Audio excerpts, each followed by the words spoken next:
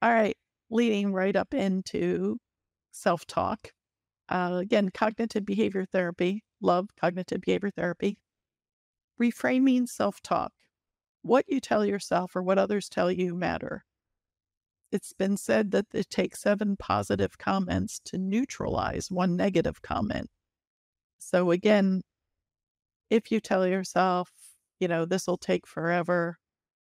I hate doing this. I'm a failure." Your brain hears that. Then it starts to believe the messages. But what if we reframed it instead of "This will take forever"? "I can do this one small step at a time." Okay, that gives you hope. And it's true. You don't want to do something artificial, but yeah, you can do one small step. I hate doing this. It's like, okay, I don't like doing this, but it's important because, and what's your why? Why are you doing whatever it is? Why do you want to do it? Or I'm just a failure. Okay, so I have challenges. I'm going to use my tools. I'm going to develop some strategies, structures, and supports, and I can do this.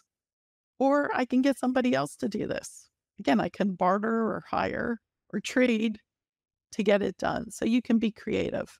And ADHD and creativity, oh my goodness, there's no end to the creative solutions people have come up with.